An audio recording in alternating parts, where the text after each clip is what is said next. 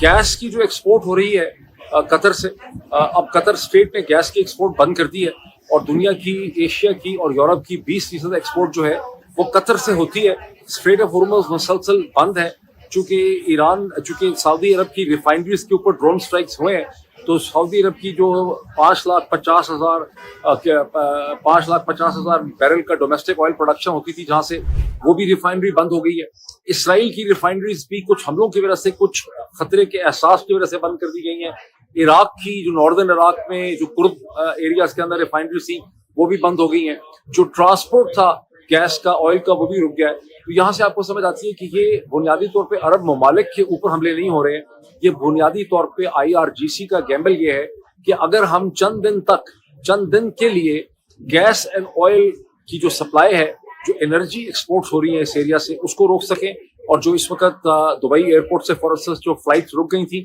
अभी पार्शियल वो दोबारा शुरू हो रही हैं, अगर हम इसको रोक सकें चंद दिन के लिए, तो हमें अमेरिका और इजराइल से एक निस्बतन बेहतर डील मिल जाएगी। ज़हन में रखिए कि दोनों साइड्स को डील चाहिए। अमेरिका के सदर को ये ख्याल था कि मुझे बहुत बेहतर डील मिल जाएगी इमाम अली खमेनाई को मार के, लीडरशिप को डिकैपिटेट करके, लेकिन वो डील उनको नहीं मिल सकी। अब ईरानियन साइड की कोशिश ये है, और इसके बारे में बहुत खूबसूरत लिखा है डॉक्टर ट्विटर पारसी ने भी और वली नसर ने भी, कि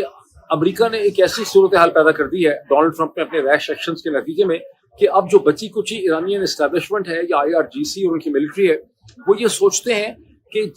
अगर हम इतनी जल्दी इनकी बात मान लेंगे तो ये 6 महीने के बाद मजीद डिमांड्स लेकर हमारे पास आ जाएंगे। तो इसको अब लॉन्ग टर्म अमेरिका के साथ एक सेटलमेंट तभी होगी, और ये वो चीज़ है जो आपको कहीं नहीं नजर आएगी पाकिस्तानी सोशल मीडिया में, कि दोनों साइड्स को एक डील चाहिए। क्वेश्चन है कि वो डील किस किस्म की होगी। अमेरिकन को एक फ्लैट डील चाहिए थी, ईरानियंस ने उनको वो फ्लैट डील नहीं दी है। ईरानियंस को जिस किस्म की डील चाहिए, उसके लिए बहुत जरूरी है कि दुनिया की एनर्जी मार्केट डिसरप्टेड रहे, इसराइल की जो सोशल लाइफ है वो डिसरप्टेड रहे, अमेरिका का असला खर्च होता चला जाए। इसका एक इम्पोर्टेंट इकोनॉमिक एस्पेक्ट ये है कि ईरान ने जो इख्तियारी की हुई थी, जिसको शाहिद वेस्टर्न कहते हैं, जो मेरा ख्याल है शहीद ड्रोन है, जो तकरीबन 28,000 या $30,000 का ईरान बनाता है, मैन्युफैक्चर करता है,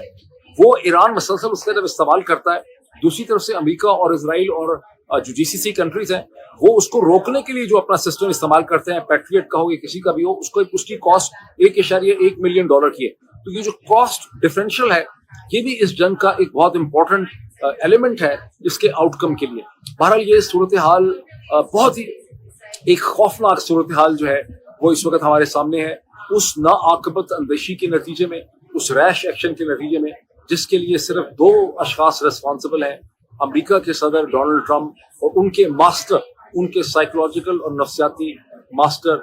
इसराइल के प्राइम मिनिस्टर बेंजामिन नेतन्याहू। इन दोनों अशखास ने एक दुनिया के लिए एक क्राइसिस खड़ा किया है, जिसका इस स्टेज पे कोई भी आउटकम जो है वो समझ नहीं आ रहा। अब आपने सुना होगा कि अमेरिका के डिपार्टमेंट ऑफ डिफेंस ने ये कहा कि फ्रेंडली फायर के नतीजे में 3 जहाज जो है F-15PE जो है वो कुवैत के ऊपर गिर गए। उसके ऊपर न सिर्फ ये कि मैंने पाकिस्तानी एयरफोर्स के एक ऑफिसर चिश्ती साहब का मैंने बहुत तफसील से उनका मैंने कमेंट सुना जो एक वीडियो में था, लेकिन मैंने उसके ऊपर रिलाई नहीं किया। मैंने